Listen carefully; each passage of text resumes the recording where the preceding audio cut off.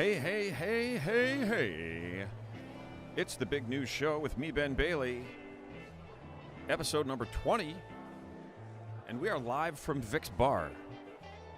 And keep in mind, everybody, when I say we are live from Vic's Bar, this time, I mean it. We are live from Vic's Bar. But the other part of what I said isn't true. It's not we, it's just me. So if I were to, like, say, I don't know, play the open for the show for you guys, like this. Oh, this just in from outer space. The show with Ben Bailey is about to begin. It's the Big News Show with me, Ben Bailey. And just me. It's just me tonight, folks. Emma Gleeson went mad and the police have shot her. That's not true. That's not what happened. She's just got other stuff to do that's more important. So I don't know if she's going to be here, but we are live from Vic's right now. I don't know if we're going to hear from Sparky. I don't know. Everything's up in the air.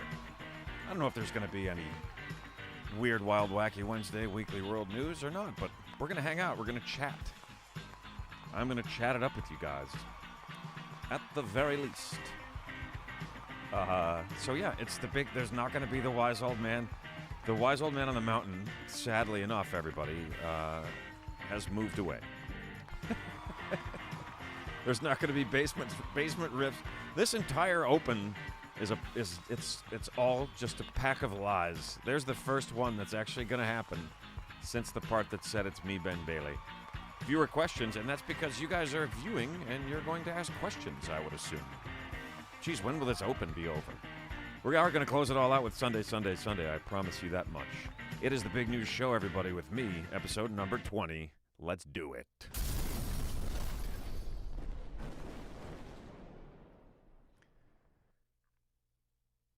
Hey, hey, hey, folks. Episode number 20, I can't believe it. It's been a roller coaster ride. It's been like not like a big good one, but like one of the small roller coasters, you know, in the kiddie part that just goes like 3 feet up and then circles back. And it's not frightening or exciting at all. I guess it is for the kids.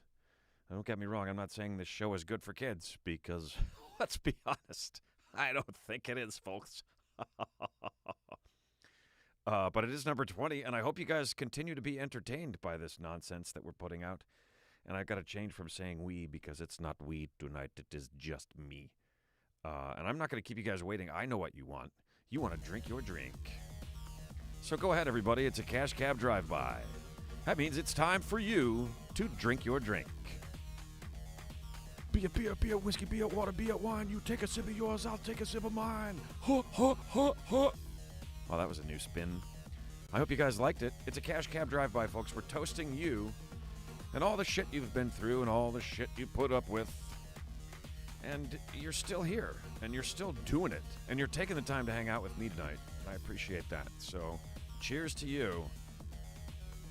And I'm taking a sip, too. You can't see me because there's the stuff over this, but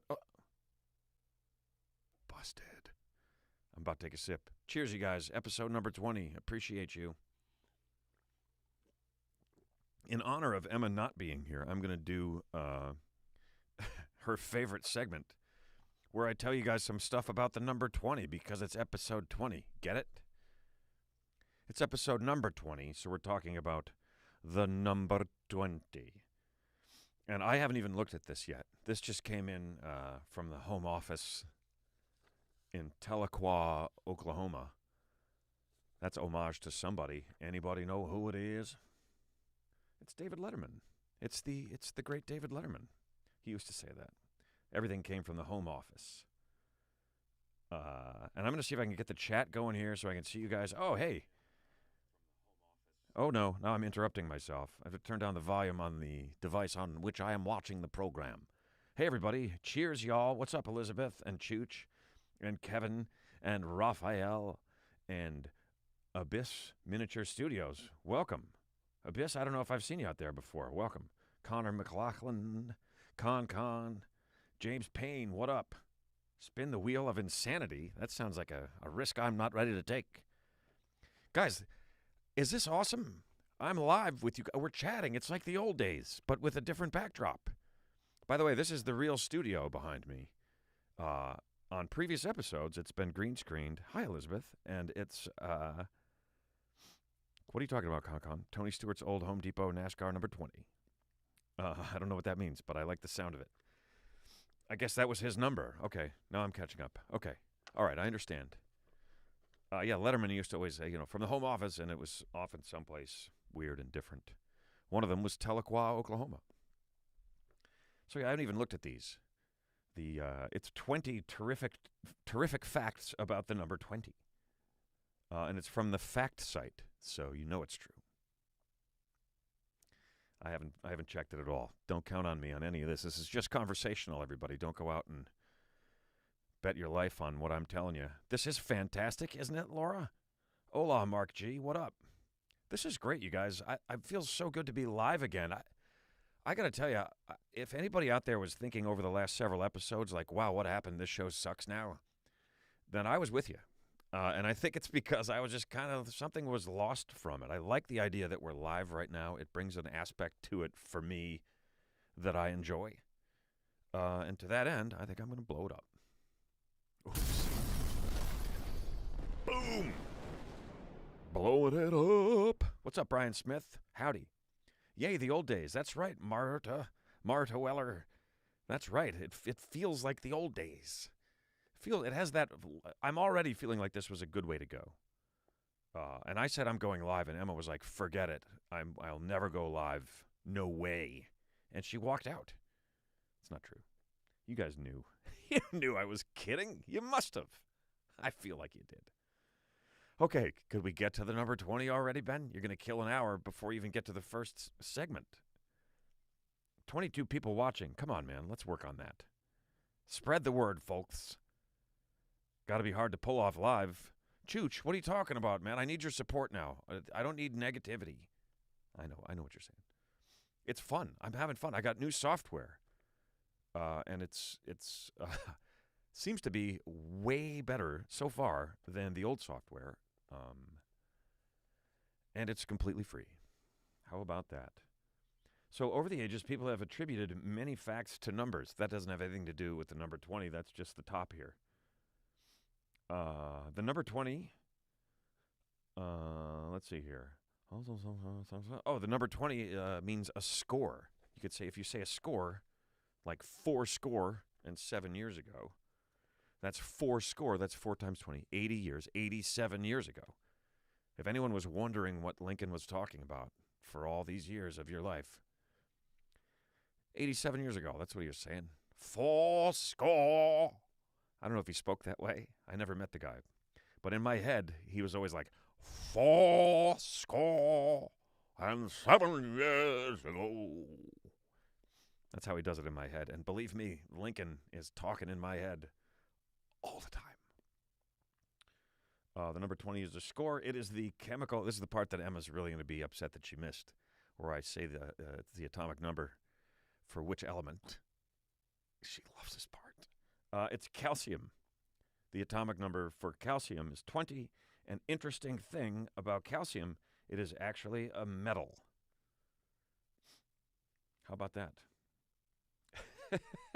I can almost hear her snoring somewhere else in the house. It is a metal that is alkaline in nature. If someone has 20/20 vision, it means they have perfect eyesight. The idea behind it is that if you can read a specific set of letters on a chart, yeah, I know how a vision test works. What does 20/20 actually mean?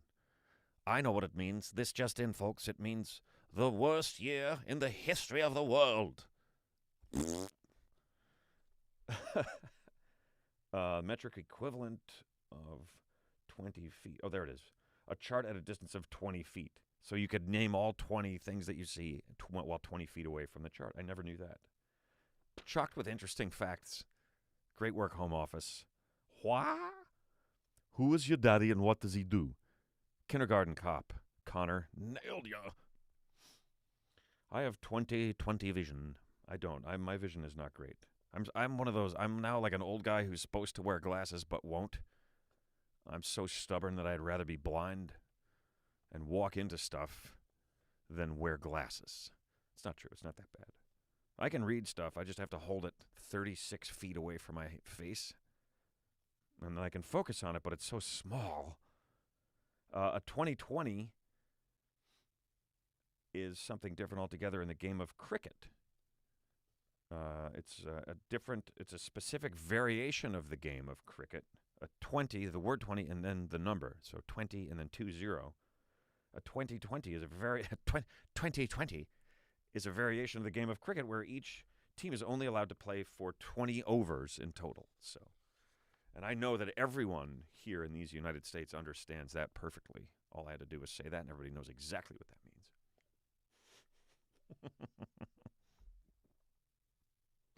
Excluding me. Excluding me. Nobody knows what that means. I don't know what it means. According to developmental psychology, we are not adults until we reach the age of 20. Or for some people, 75. Or 90. Blah, blah, blah, blah, blah, blah, blah. The age of majority, which is the age one legally becomes an adult, used to be 20 in Japan. In 2018, that was changed and is now 18. That is just these things are just more and more loosely connected to the number. But I'm okay with it.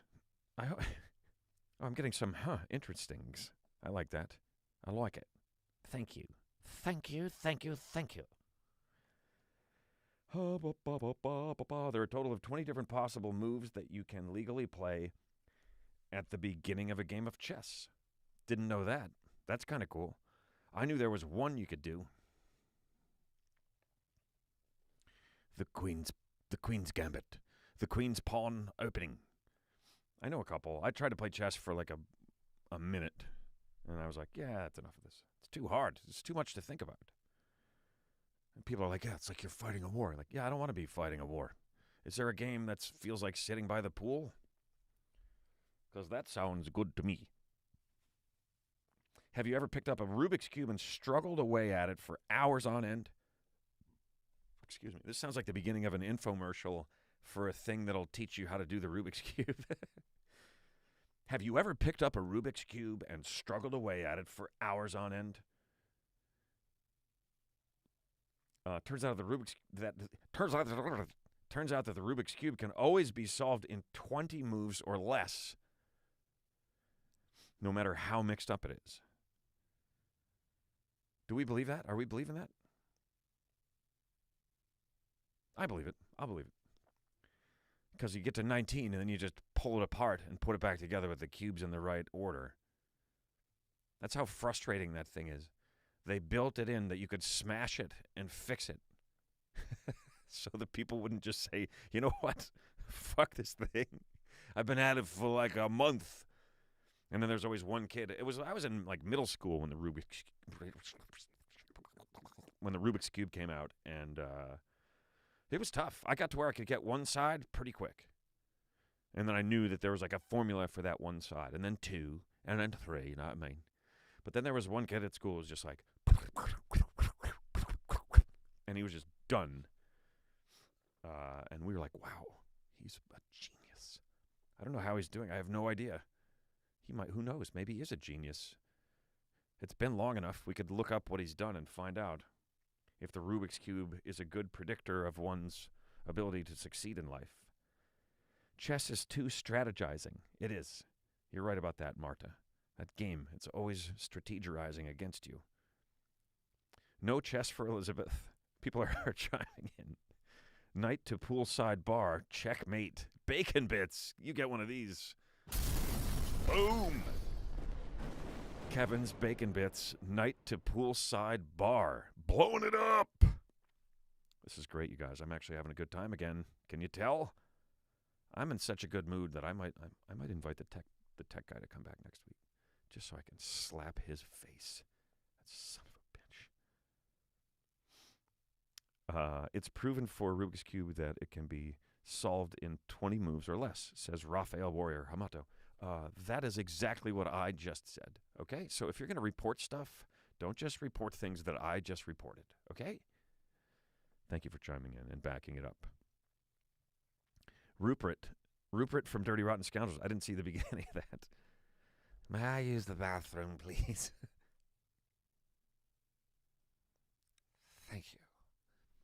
That's a good one. His name is Forrest Lawrenceston. Lawrence Forreston. That's a very funny movie. I enjoy that film. Dirty, rotten scoundrels. Yeah, the Rubik's Cube thing we did. Prepare for an absolute shocker fact. That's what it says here next. In the game 20 questions, there are, in fact, 20 questions. Digging deep, digging deep. I think I should create a new segment called Things That Are Very Loosely Related to the number 20. In Australian rules football, a game is made up of 4 20-minute quarters. Well, yeah, if there's 4 of them, then they're quarters, right?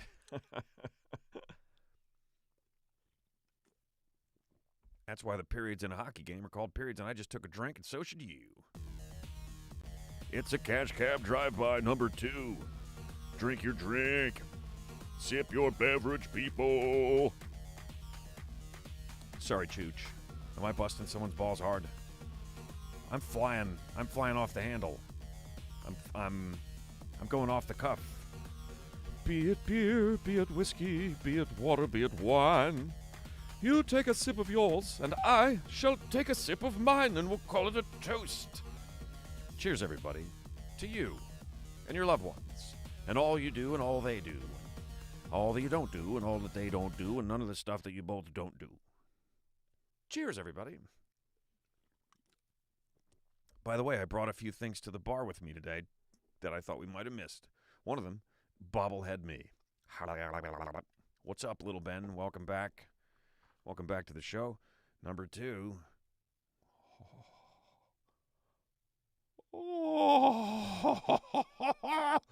It's the little cap. Sorry, did I say something harsh? Chooch, whose balls did I bust? Did I hurt someone's feelings? I've been drinking cough syrup all day. So you guys are gonna have to keep track for me. Oh, there's a movie quote. I'll give you that. I just wish I hadn't drank all that cough syrup. No, I'm fine. I'm okay. I just wish I hadn't drank all that cough syrup earlier today.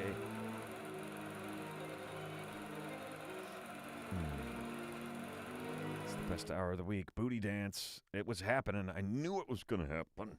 I hoped. I imagined. Yes, bobblehead Ben dressed as the Fonz. I just wish I hadn't drank all that cough syrup this morning. Anybody? You guys can chime in with movie quotes now. Another advantage of being live. Except you're a little bit behind me. So I have to wait. Yes, smart is all over. I didn't have to wait at all. Stripes, Bill Murray, winger. Absolutely right. What a fantastic movie. I think we've discussed it before. Stripes is like several movies in one movie. Right? 3 movies. I think it's a 3-movie movie. It totally is Stripes, isn't it? Yes, Kevin Bacon bits. It is. Yeah, Marta was all over it. In Aussie rules football, quarters are 20 minutes. There's 4 of them. That's why they call them quarters. That's a 4-score game right there. U.S. college basketball is governed by a few different organizations. So far, no connection to the number 20 at all. Under the NCAA basketball rules, the game is made up of 2 20-minute halves. What? Is that accurate? Is a college basketball game only 40 minutes long? Is an NBA basketball game only 40 minutes long? I wouldn't know, I guess, because I don't know. But that seems awfully short to me. I don't watch basketball. I think I've made that apparent. 20th wedding anniversary is referred to as a China anniversary everywhere except for in China. In China, they just call it your 20th anniversary. And they say right here where we are. That means you give your husband or wife something made out of China. So the 20th wedding anniversary is all about the shine in your Japan, folks. A shape with 20 sides is called, anybody? Is called an icosahedron. A shape with 20 sides. A 20. Do you guys say 20 or 20? 20? 20. 20. A shape with 20 sides is called an icosahedron. I never heard that before. How many people just shut the show off as I repeated that? Oh, is it really? Bye. That's not funny. It is kind of funny, I guess. I hope you guys are having a good time. I know I am. Oh my, oh my, oh me, oh my, oh mo. When it comes to age 20 is a rather strange one. While some cultures consider you an adult and allow you complete freedom, freedom's just another word for nothing left to lose, whoever wrote that. Others still don't until you're 21. 20 is an interesting number in terms of many things, not just age, blah, blah, blah, blah, blah. Get to the facts. To the facts, please.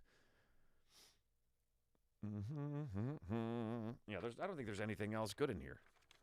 Did you guys already look through this?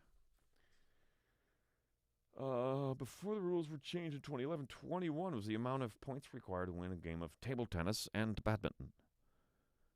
But that's 21, so now they've moved on. Oh, sorry, guys. I jumped ahead to next week's program. Oops. One less left for next week. I'm trying to do the double-sided printing. I mean, the people that are preparing these for me are doing the double-sided printing. And it becomes a little confusing if you don't pay any attention at all. Oh, here we go. Nope, that's the page we were just looking at. Okay, that's it for the segment, everybody. I'm giving myself one of these. Blowing it up, folks. Episode number 20. Episode number 20. If you had 10 and you doubled it, you'd have 20. There, I sang for you a little bit, Chooch. I must have been singing when you wrote that. What's your 20? There's a good one. How come that wasn't on my list? Dear Home Office, you are going to be relocated because you stink at your job. What's your 20? I wonder why that is. We could look that up. I'm going to allow this comment from Abyss Miniature Studios. Does that mean you make miniature productions, or your studios are actually very small?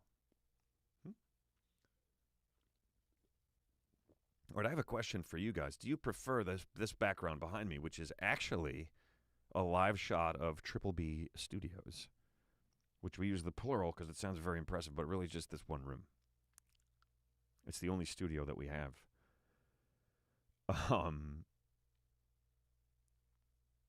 Sorry, I'm reading some of the stuff that you guys are writing here. Great singing, Ben. Thank you. You lie to me, warrior. You lie. You are a liar, but I appreciate it. Windshield wipers, slapping time, holding Bobby's hand in mine. Did you guys sing every song that driver knew? You've got to show up. You've got to show up to the karaoke I host. Kelf, you host a karaoke night? Where is that taking place? Kelf on a Shelf hosts a karaoke night, everybody. Karaoke. One of the best, worst things that ever happened to humankind. Oh, you like the background there? Makes you want to shoot some pool. Yeah, well, there's a pool table, but the problem is, and I don't know how this is even possible, but to have the camera so that it looks right here aimed at me sitting at the bar, and I look straight. The whole room, it looks like the balls should be rolling. So it doesn't make, it's like a weird little paradox here. Is that the right thing? Paradox? Very nice background. I see Bill is back there. Yep, Bill's back there on the wall. It's really the same thing. The previous background of the shows was just a picture of that, but it lined up nicer and it looked good, you know what I mean? It was looking good, you know what I mean? Yeah, it's slightly crooked, says Connor McLaughlin. Yep, totally. The blue curtains will always be missed. Oh my God, the blue curtains, remember? Do you guys remember the blue curtains? Those were the days. Those were the days. Wow, that was awful. I'm sorry that you guys had to had to put up with that. It's been crazy hot here, and we've just been pooling it. And Sparky the dog, he's a unique beast. Most dogs, you put him in the pool, and they're like, woohoo! I already know the one stroke. Sparky, if you put him in the pool, he starts to do this, and he makes a splash. And when he splashes, he sees the water go up, and he tries to eat it and catch it as it's coming down into the pool. And then his butt goes down, and then he starts to sink. He's the only dog I've ever known that cannot swim. So he goes nuts if we're out there. If I swim laps in the pool, which I often do, although I haven't been because I'm having a little shoulder thing. I think I've been sleeping on it wrong. I should be sleeping on it some other way, you know what I mean? But when I would swim laps, Sparky will run laps around the pool, so it's good exercise for him. But he's doing it. It's stressful. He's not doing it like, let's get some exercise. He thinks he might have to save me, is the vibe, you know? So we go down, and we're in the pool, and Sparky's up in the house, but we got the glass, the back doors, you know, a 15 light, 15 panel door. You could see through it all the way down to the bottom, you know what I mean? So he can sit in the door and see us further down in the pool, and you hear him howling around your kitchen door. You better not let him in. You hear him howling, and I was like, you know what, I'm going to capture the sound of the video and the sound of the howling Barklebink. But it didn't happen. Somehow he just moves around too much when he's doing the howling. But I do have a video, and I think I have some audio of the howling beast on it, which I will share with you guys. And then maybe we'll get him to howl real time upstairs. Although Emma is up there with him, so he's feeling okay, I'm sure. As long as he knows where she is and all. He's like, he loves her. He ignores me and goes right to her. Do you guys have a dog? Who does your dog choose? We're going to get there.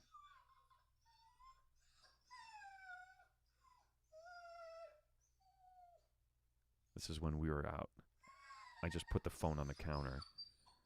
Oh, poor Sparkle Bark. Let's get to the howling.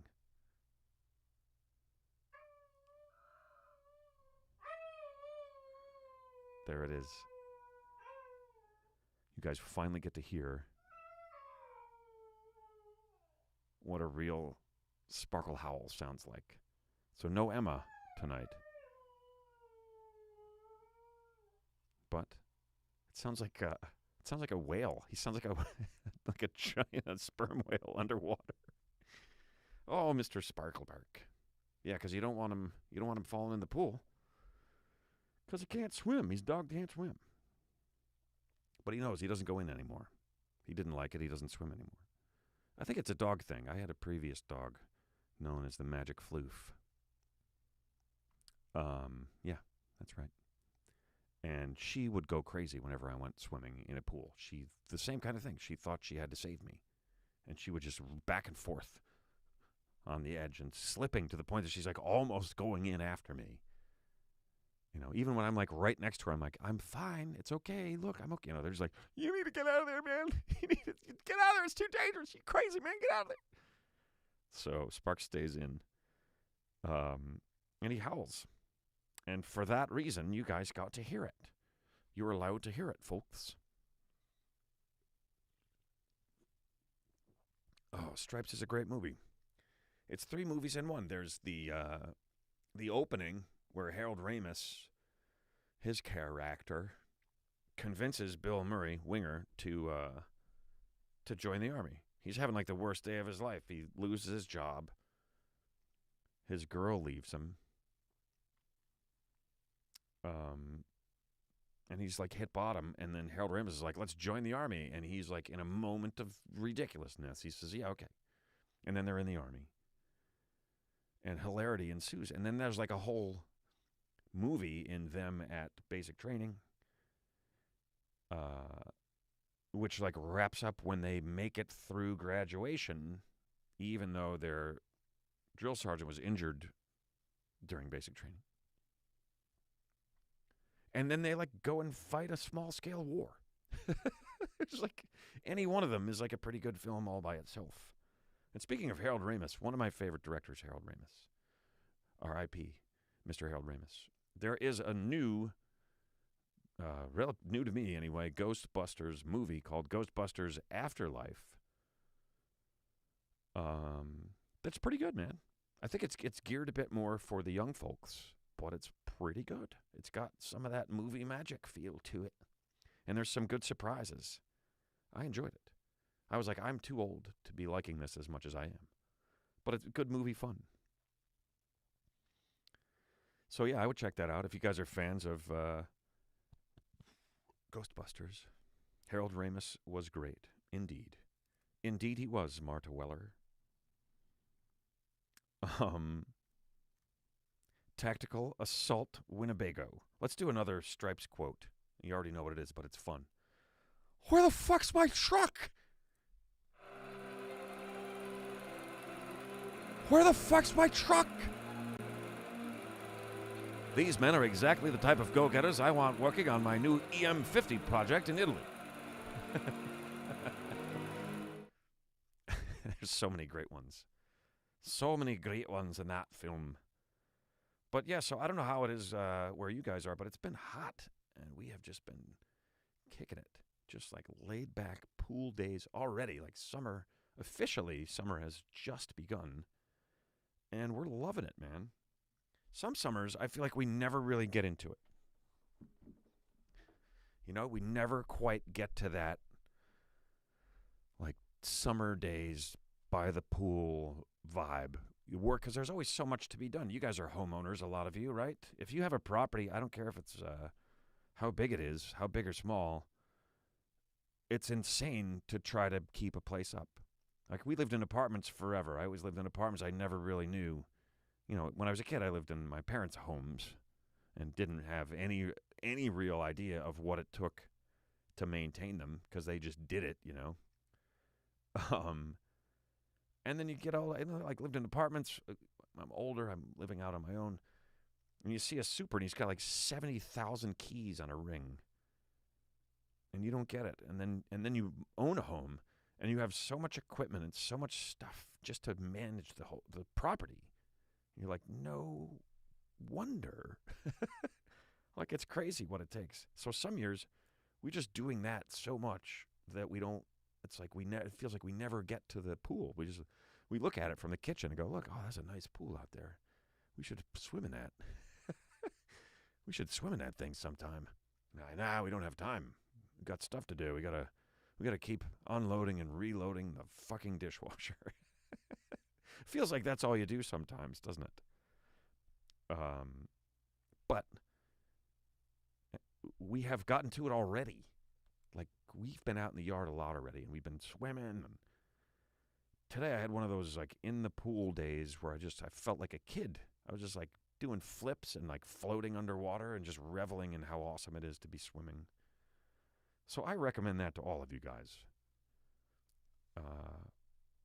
If you have a chance, indulge in some summer stuff, man, as soon as possible, because it feels good. Feels really good. And we went out to dinner. We met some friends for dinner, and it was like we didn't have to wear masks. And we, I know it's been a while, but we haven't exactly dove back in. Doven. I always want to say Doven. And it just feels so good to get out and do some stuff. So I think you guys should do that. Paper plates, there you go. No cleanup. Just, as long as you can recycle them, I guess they're okay, Listen to me, old man responsible. Is there? All right, I'm going to look back here. I'm just looking here. This show makes our weekend. Oh, thank you, Kevin. I appreciate that. We're trying to find it and continue with it in a way that we enjoy, because, if we're not enjoying it, then you guys probably aren't enjoying it. And we want it to be something inspired. I felt like I was asleep some of the time. That's why I really feel good about this live part. Coming back to it, this live aspect. Kel, if you miss pools, now you sit under the sprinkler. Oh, well, there you go. You just turn it on and sit in a chair and let it spray. Does it just go around and spritz you once in a while? Kelf runs a karaoke night, and I did not stick around focus-wise to the chat long enough to see where and when, but maybe you guys did. We're all going to crash that thing one night. Look out. Kelf would love that. Happy balance. Yep. I miss pools. I saw that one already. Sleep under the sprinkler. That's a good idea. It'll just keep waking you up every time it comes around. Wake up, wake up. I feel very fortunate to have a pool. I like having a pool. When I was a kid, I was an absolute pool rat. I was on the swim team. That's how much I loved the pool. I would get up early. Like, I'm an absolute night owl. I don't know about you guys, but I have yet to meet a person who is more of a night owl than I am. That's not someone that works a graveyard shift or the overnight shift like Mr. Kowalski does. With the exception, of course, of my father, Bill Bailey, is still more of a night owl than I. But yeah, I always have been. It's just kind of a thing. And I totally forgot where I was going with that. Chooch loves to go swimming with bow-legged women. Who doesn't, Chooch? I mean, seriously. Who doesn't love to go swimming with bow-legged women? I stay up till midnight, says Raphael. Okay.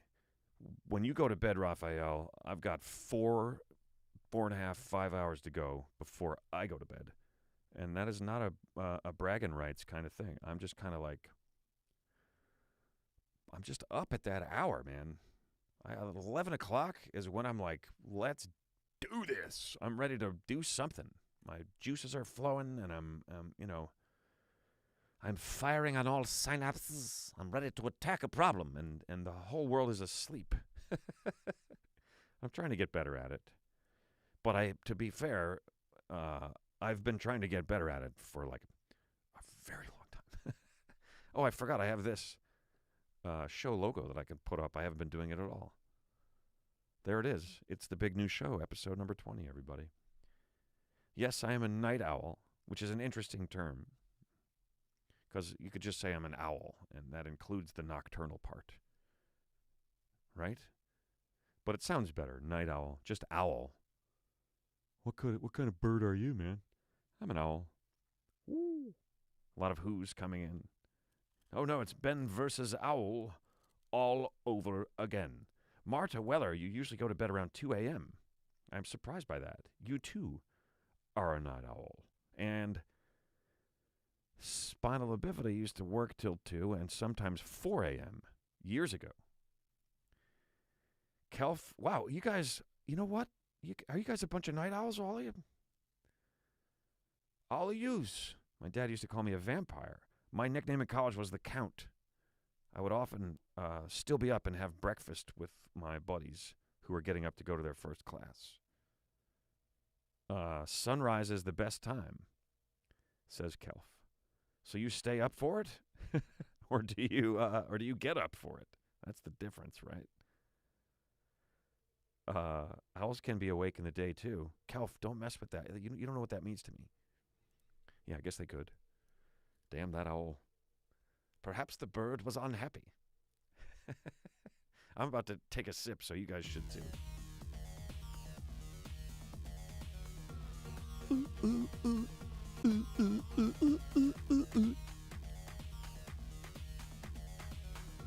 Beer, water, beer, whiskey, beer, wine. You take a sip of yours, I'll take a sip of mine. Shit's getting weird. I know there's a booty dance going on out there somewhere. Maybe that'll catch on at some point, and the rest of you guys will start doing it too. Another night owl, Miskin. I knew it! You guys are all like me. You're a bunch of night owls. You weirdos. It's fantastical. How funny is that? That a lot of you regulars are night owls, and we never knew that we had that in common, and we don't even do the show late at night. It's really interesting. Just who do you think you are? Huh. Yeah, I've always been a night owl. When I was like 13 years old, younger, before that, I think I was 10 or 11. And I don't know if I've ever told this story on any of these shows. I don't think I have. But around where we live, where we grew up, there are supermarkets, a chain of supermarkets called King's. And King's would have green stamps, S&H green stamps. And whenever you shopped at King's and spent any money, which if you shopped at King's, you spend a fair amount of money. It's a high-end place. It's pretty expensive, but you get the goods. They got the good stuff. They're still around. They're great stores, but they had green stamps you would get. So you'd like get your whole order rung through the cart, and then they crank out a bunch of green stamps like tickets that you would get at the fair, except they were green and they weren't as thick. And if you wet them, they become adhesive. And then so you rip them off one by one, you lick them, you stick them in the book, and then you can take the books to a store, a whole separate store, where you can buy goods with your green stamps. S&H green stamps.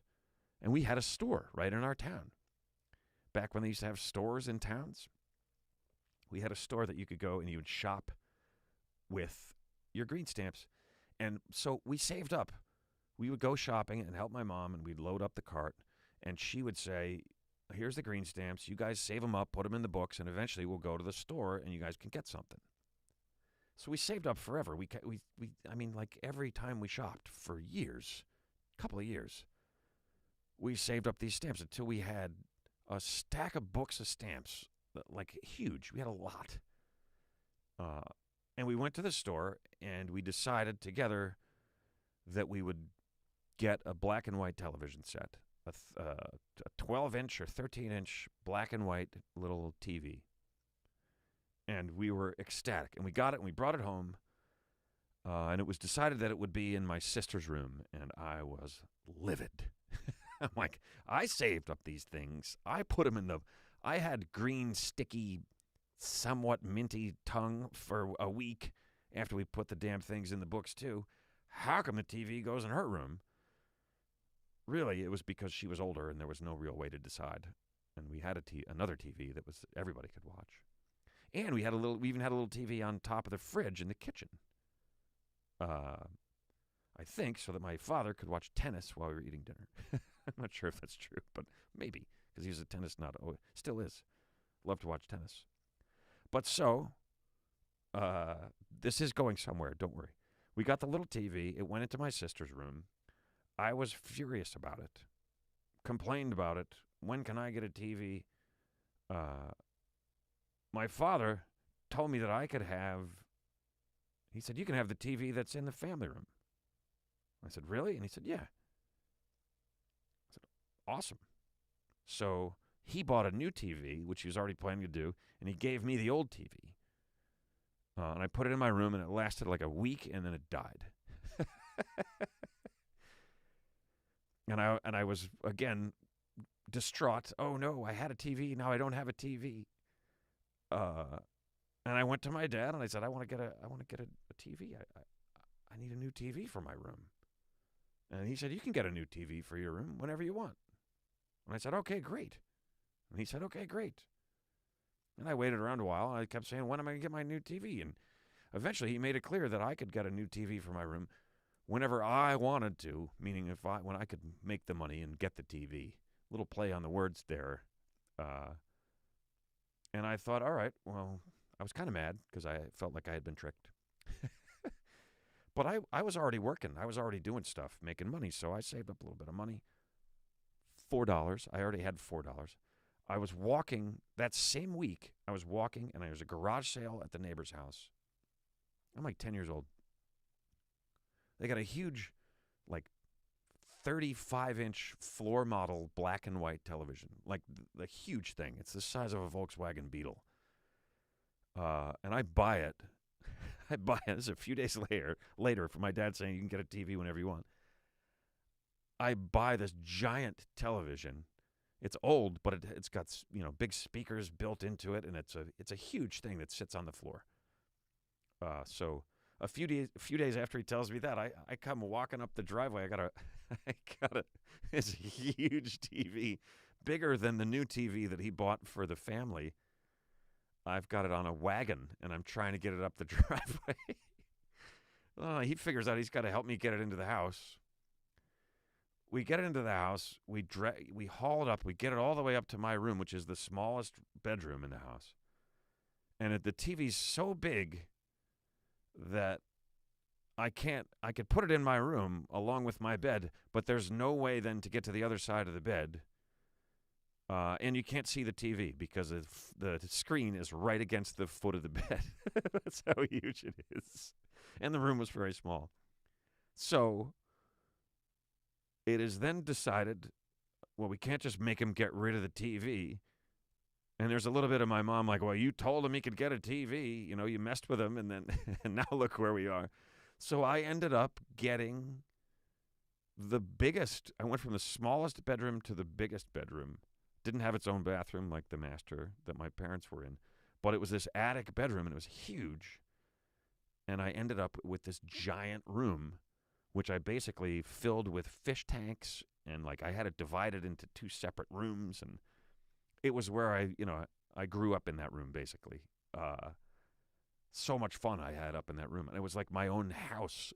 I had this giant TV in the middle of the floor, and that right there, that story is when I realized that you could want something better or something more, and you could get it. If you were willing to like go after it, you could do it. And now everything had changed. I had no TV. I had the tiniest room. Now I have a huge TV in my own room, and I have all this new confidence. And it's really kind of a turning point for me. I had a lot of adventures up in that attic room, partially because it was up above everything else and not as well insulated, and part of it was above the garage, and it was hot, and there were bugs, and like there's 2 huge attics on either side of it, and but it's a great room, and I have great memories from that, and I think that room in my life there deserves one of these. Blowing it up to the big attic room. Into thinking that you can get something more, and going after it, and figuring out that you were right, and getting it. It's fantastic. It's a great thing to learn. I hope you guys have had similar experiences. But to be honest, I don't care that much. Just kidding. Look, there's the new show logo again. Isn't that fancy? I think it is. This is going swimmingly. Yeah, I use that word, meaning that it's like you was swimming. It was my first big news show. That's right, Elizabeth. It really was. When I had the other TV that was the family TV beforehand, I would, I learned how to play guitar in that room. I had this old record player that, it was one of those plastic ones that, watch your hands on the bar. I just bonked my elbow on the bar. Ouch. It was one of those plastic record players that it had a handle, and you could carry it. And then when you wanted to bust it out, you stand it up, flip down the turntable, pop the speakers off, and then set it up. You got like instant music. It was great. So I had one of those, and that's when I like discovered all kinds of music. Like I got into Zeppelin. I can't remember who told me about Zeppelin, or maybe I heard it. Somebody at school was playing it on something on their Sony Walkman. But yeah, I got into that there. And then when I was in that room is when a British family moved in behind us, which was like a big thing in our small town. It was like, oh my God, they're from another land. And they were older, the kids. And one of them was like in his mid-20s when I was like, 12, 13, 12, I think. And he had a studio. He had a music studio and a sound room, and not really a studio so much as like a mixing, mastering suite. And that's what he did. And he was working on some cool albums. I think he was doing an album for The Fix, the band The Fix. One thing leads to another, those guys. And I just thought that was the coolest thing ever. He showed it to me, and I was fascinated. And I was asking him a zillion questions, and he put a guitar in my hand to get me to leave him alone. And then I couldn't stop. Then like 3 weeks later, I bought it from him. I saved up, I bought it from him, and then that's when I started playing guitar. So my 2 friends would come over that played guitar also. We'd sit there and play Wish You Were Here for like 45 minutes. They just keep playing it over and over. And but yeah, it was a great time. It were a great time for me. I look back on it fondly. That house is still there, and it's only, a few miles from here. Once in a while, I go drive by it. But in that town that I grew up in, which is called Chatham, New Jersey, houses, they are knocking down houses and building mansions everywhere. And that house that I grew up in is, one of the newer homes. Like, it was new back then, where a lot of them had been around for 100 years or more. And they were bigger and newer, and now they're going to start knocking them down. I'm just waiting to hear the news. Yeah, your house got bulldozed, and they built a house that occupies the entire lot. That's the kind of stuff they're building in there now. I'm just going to tune back in with your chats here for a second. Hell yeah, Zeppelin. Yeah, I had a Zeppelin phase, man. I listened to nothing but Zeppelin forever. And there were record shops. You go out to record stores and flip through, and it was fun, man. That was cool. I wasn't as into it as a couple of my friends who, that's all they wanted to do. And they had, their favorite bands, every live or even bootleg album they could get, And we would make each other mixtapes. It was fun. Those were good times, man. I did have a great time in that room. Laura says, my first solo apartment was the embodiment of, oh, shoot, this is mine. Yes, I can do and buy whatever I want. Yep. That's a crazy, fantastic feeling, isn't it? Bass is a decent change-up, Kelf. Yeah, bass is fun. Since then, I think anybody that started playing a musical instrument young, especially the musical instruments of kind of the typical rock band, be it the drums, the guitar, the bass, keyboards, I feel like after you do that for a long time, everybody sort of branches out a little, So it's like if you've been playing guitar, you try the bass for a while, play the drums. I slowly just started picking up everything. And, not all at the same time, but, you're just like, oh, I'll play around with that. And then you just get lost and you finally figure out how to keep a beat on the drums with your feet and your hands. And you're like, oh, my God, this is amazing. And just because you can do it, you keep doing it, and then you're hooked. Spinalo says, the house I grew up in was made in 1928 and was built with a box of whiskey. It got tore down, and a McMansion was built on it. That sounds like a pretty small house, built with a box of whiskey. I think that's what you mean, is that it's pretty small. Oh, it's fun to remember those times. I've been writing a little bit about very, not a direct connection with things that happened then, but that period of my life has inspired some writing. I feel like that story that I was telling you guys is worth repeating, worth putting into something, It's a fun story. I love bass. Kelf says, I love bass. I could play some guitar, but I love bass. Kelf is all about that bass, is what she's saying. 1 and 2 and 3 and 4. 1, 2, 3 and 2 the 4. I started on organ in 3rd grade, then flute in 5th. You still play the flute, Marta? That's a pretty amazing thing. I don't know how old you are. It's funny, Emma and I talk about this. You guys are always on here chatting and while we're doing the show and everything. And so I just have these random, totally fabricated ideas of what you guys look like and act like in my head. But it's just what? And, it's interesting. We've never seen you guys. A couple of you, we've seen pictures or whatever, but 4-string major rager, nickname for the bass. Yes, the attic owl roost started it all. That's absolutely right. It inspired some writing. This is why I'm fumbling around with my words. It inspired some writing that I'm tempted to tell you guys about, but I don't. But I kind of want to keep the idea secret. It's a superhero character that I came up with that I really like, and it's one of those things where any of you guys that do any writing or any creative kind of stuff will know.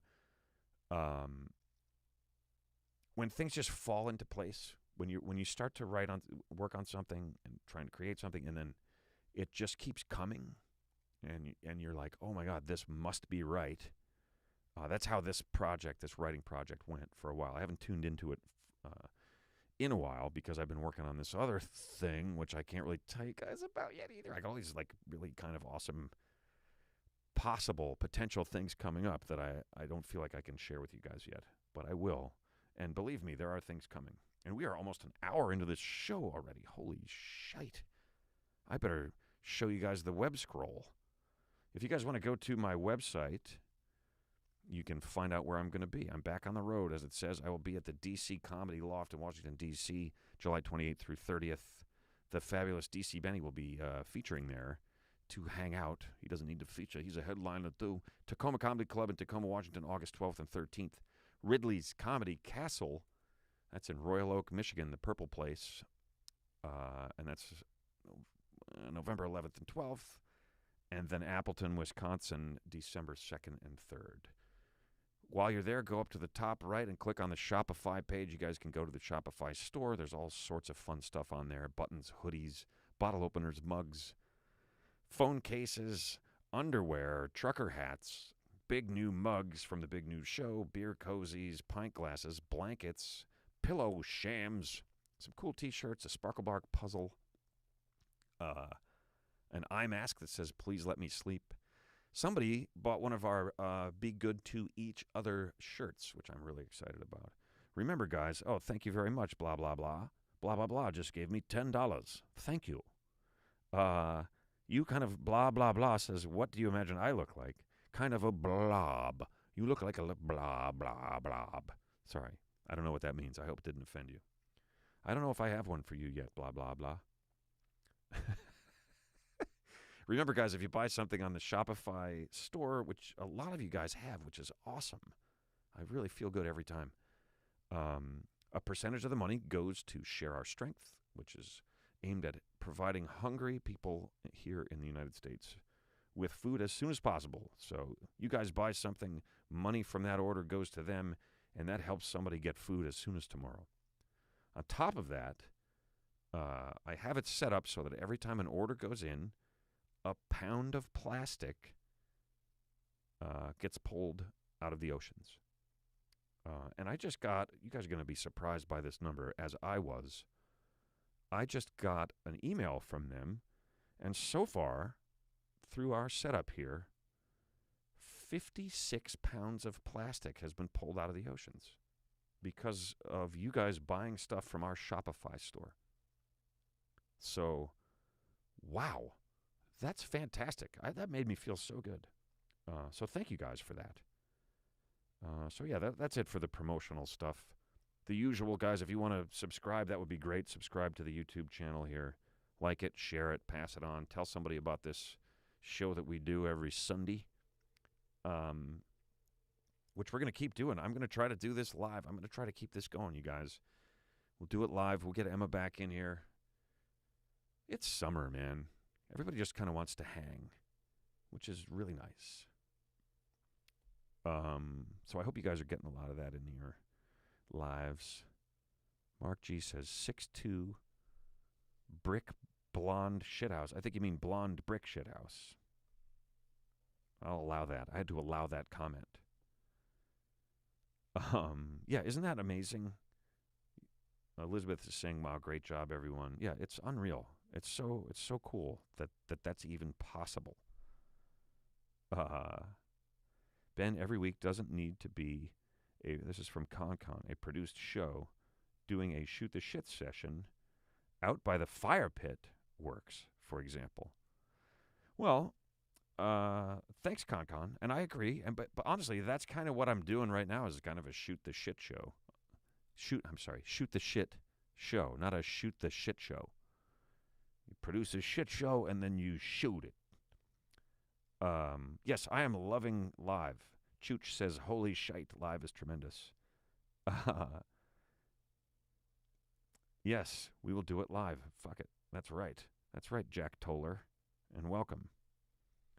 Welcome, welcome, welcome. Yeah, Mark G is apologizing for reversing brick and blonde. It's okay. We knew what you meant. Built like a brick shithouse. Con absolutely agrees. Okay, here's the problem with what you said, Con. A fire pit. That's like a hole in the ground that you have a fire in. I built like a beautiful masterpiece of a fireplace, okay? So I might have to show you it just so you know the difference. Yeah, no, I'm happy to do them, but I'm going to keep them right here at the bar because I've got a good setup going here now. Right? I've got all these graphics, and they're working, which is amazeballs. We have a fun motley crew in the after show chat. Yes, and you guys have the after show chat, which we love that. We think that's so cool. It's great that you guys are doing that, and that you guys have found each other through this. I remember the first time when I was doing my stand-up improv thing on working from home. The first time I was reading one of your comments and realized that you weren't talking to me. One of you guys was messaging someone else. And I was like, they're chatting with each other. That's pretty cool. You know, so I kind of like this format for the moment. And we're trying to keep these going, and we'll get Emma back in here next time. But maybe we'll do something out by the fireplace. Fireside chats. I don't know. Maybe we will. But I'll tell you what we're going to do right now. And Emma's not here, but she sent these to me. So we're going to take a look because it's that time. It's already 10 o'clock.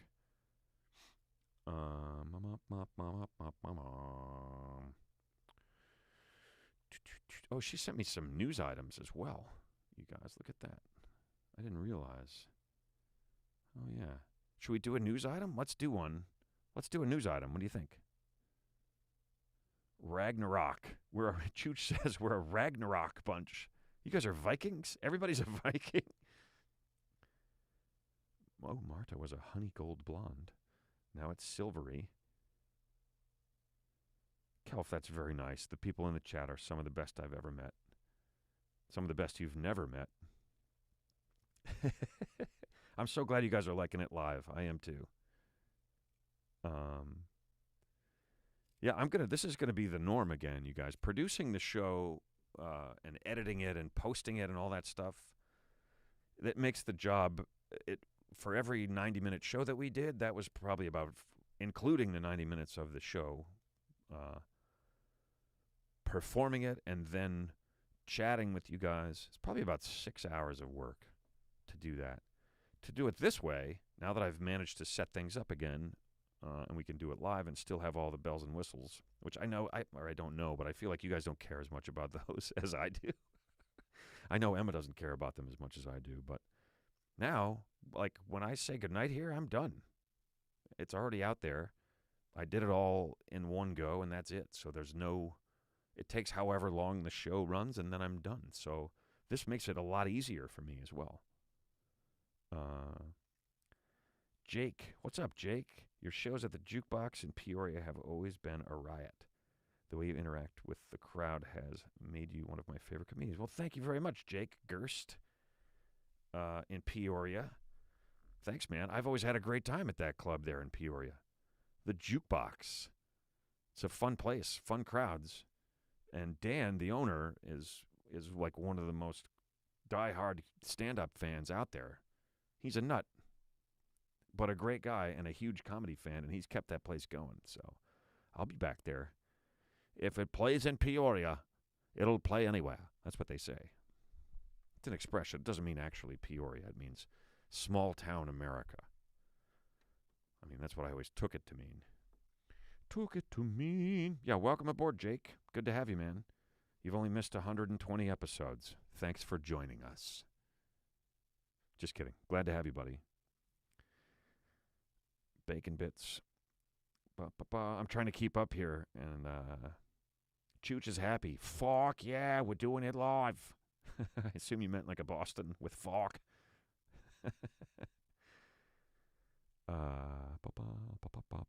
Kevin says the cool thing about it is you have creative authority to try out and see what suits you best. That is absolutely right. And I want it to be fun, as I said. So we're trying this, and I got to tell you, folks, I think it's good. And we're going to do a quick news story without Emma. It's going to be weird. It's weird. It's wild. It's wacky. It's not Wednesday at all. It's Sunday. It hasn't been Wednesday when we did the show since I've created this graphic for the Weird, Wild, Wacky Wednesday. It's Ben's Weird, Wild, Wacky Wednesday Weekly World News. It's Emma still. I'm just filling in. You guys knew that. All right, here we go. All right, I'm going to give you guys a choice. We could either do police are being kept busy or hot mail, M-A-I-L, or lose something with a question mark. These are your choices. Police are being kept busy, hot mail, like mail you get in the mailbox, and lose something? You guys vote, and then we'll pick one.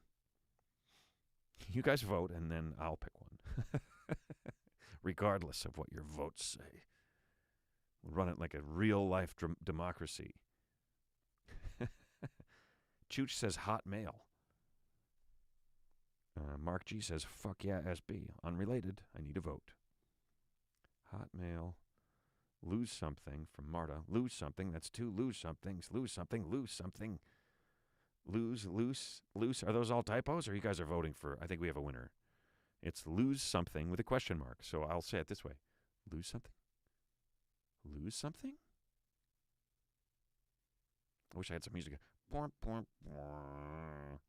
Iberia Parish of Louisiana, Iberia Parish, Louisiana, sheriff's officers were called out at 3:30 a.m. on May 22nd because of a house found abandoned on a trailer attached to a truck. KATC-TV reported. The rig was blocking the road, and signs, mailboxes, and trees had been damaged along the street. In addition, power lines and poles had been hit, knocking out power to about 700 customers in the area. Deputies arrested Tony Domingue, 46, and Nico Como, Comeaux, 32 years old. They had been told that they needed permits to move the home, but they went ahead and tried to do it on their own anyway. Both men were held at the Iberia Parish Jail. Wow. So these guys decided they were going to move their house without a permit. They managed to get it on the back of a truck, and they drove it, smashing through signs and mailboxes and knocking down trees and telephone poles, knocking out power to 700 customers in the area. And then they just left it in the road.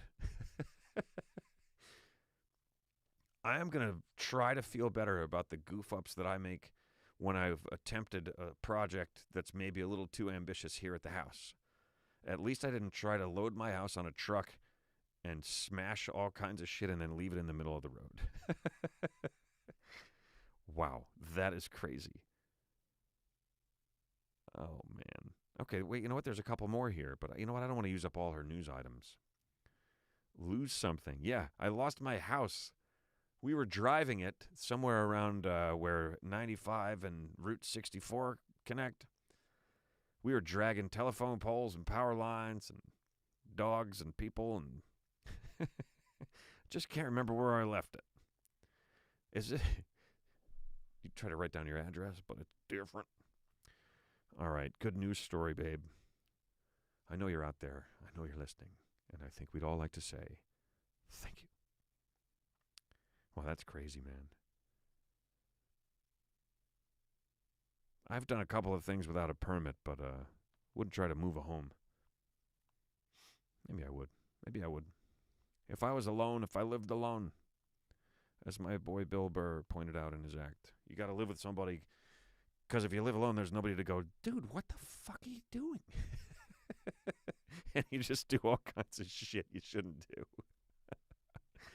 All right, so let's see now. It's getting on in the program here, folks. It's 10:10, and we're going to probably go for not that much longer because it's just me, and I'm tired of looking at me. So I think it's time for Sunday, Sunday, Sunday. Every day is Sunday. This is what we do. This is called Sunday, Sunday, Sunday. We celebrate the weird holidays that every single day of the calendar year is not just one, but 2 or 3 or 4 or 5 or sometimes 6 or 7 strange holidays. And we thought it was time that somebody started making notice of these. And we do that with a segment called Sunday, Sunday, Sunday.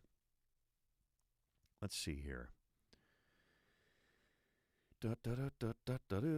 National Pink Day is a day to celebrate the meaning, history, and beauty of the pale shade of red. Surveys in both the United States and Europe found pink to be most commonly associated with femininity, sensitivity, and tenderness. The day celebrates all things pink. National Pink Day, everybody. I hope she doesn't let it go to her head. But believe it or not, before the 1940s, pink was worn by boys in infancy and was considered a stronger color than blue. Did not know that. Pink is traditionally considered to be a girly color in Western societies, but this isn't always the case, and this idea is gradually fading. In Japan, pink is associated more with men than with women, and in Korea, pink represents trust. So there's a lack of pink around the world. For many years, pink was avoided in China as the color had Western influences, but pink is welcomed now in the country. In the 1700s, we have the first use of the word pink to describe pale red, derived from the class of flowers called the pinks. Until then, pink was simply that, a flower. Until the 1700s, it was a flower, not a color. And the use of the word referred to a flower in the sense of his mother is the flower of dependability, as in the paragon or the prime example. Totally lost me, and I think I lost you guys with that part, so we're going to move on. But it is National Pink Day. Let us celebrate not just the color, but the flowers. Let's see. National Yard Games Day. It is a day to have loads of fun with friends, not at an expensive venue, but in your yard. Adults and youngsters gather in yards and play fun games, specially devised for the day's celebration. A list of 10 fun games is released to be played and experimented with on the day. I wish I had those for you guys, which fuels people's excitement about the day. National Pink Day, National Yard Games Day. Yes, lawn darts, Marta, but put your helmet on. How were those things ever a thing? Here, these things weigh 30 pounds apiece, and the kids line up at either end of the yard and throw them in the direction of their sibling. What a brilliant idea that was. And then I think this is my favorite, which I was looking for some info on it, and I didn't find it yet. But it is National Hike with a Geek Day. Hike with a Geek.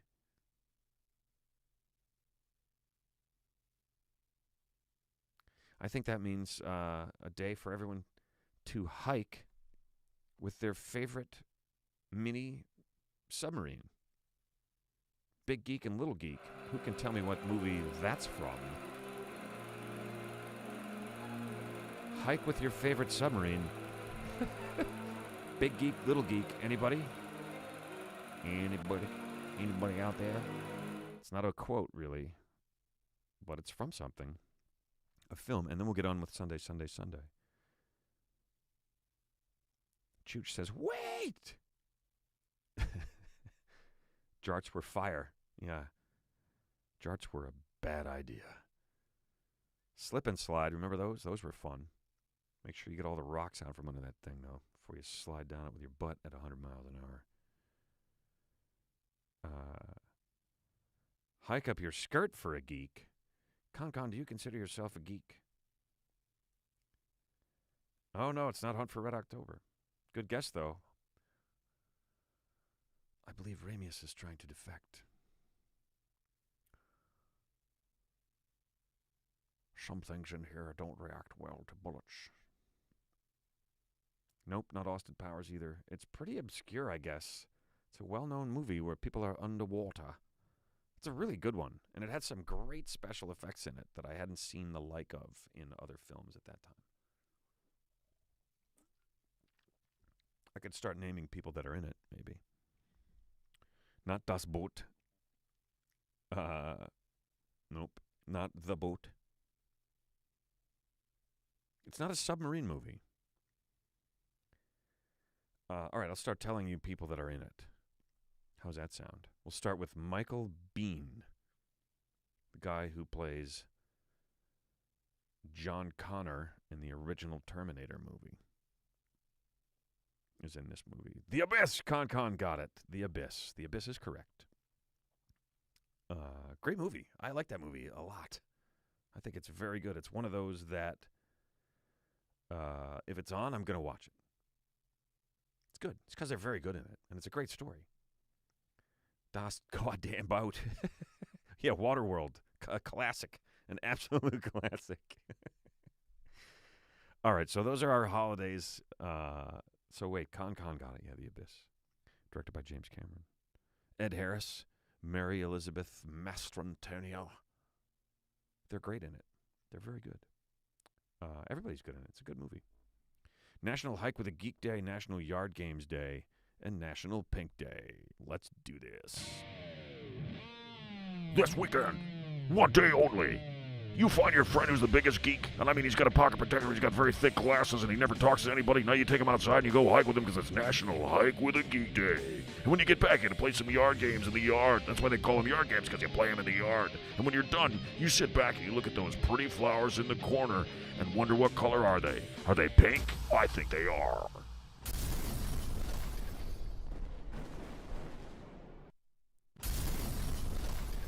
Double blow-ups. You know what? I feel good about this, you guys. I just had fun doing that again. I love that we still have some aspects of this that came from the original show, you know, and we just made those things up out of nowhere in an effort to try to entertain you guys and ourselves. So I want to say thank you to you guys. You guys have been here hanging this whole time, from the origin of the show to what it is now, and through all the tech problems and all the issues and things changing. Thank you guys for being here with us. And we're going to keep doing it. This has been The Big News Show with Ben Bailey, episode number 20. Keep in mind, these are all available as podcasts. If you guys want to listen to them in the car or whatever, if that's easier, they'll always be on YouTube here. Oh, you know what? There is a chance we're going to move them to the website. So then you guys would have to go to our website to do it. But I'm not sure about that. Let us know what you think about that. We're going to create a members area. There'll be some extras in there, that sort of thing. We're thinking about it. But for now, we're going to try to go live just like this every Sunday at 9. And then after that, it'll be on YouTube, the video, and the audio will go to all things podcast. Wherever you can listen to a podcast, it'll be out there. So yeah, thanks again, you guys. This has been episode number 20 of The Big News Show. I'm Ben Bailey. And I'm Emma Gleeson. We'll see you next time on The Big News Show. We will not see you. Good night, guys. See you in a week.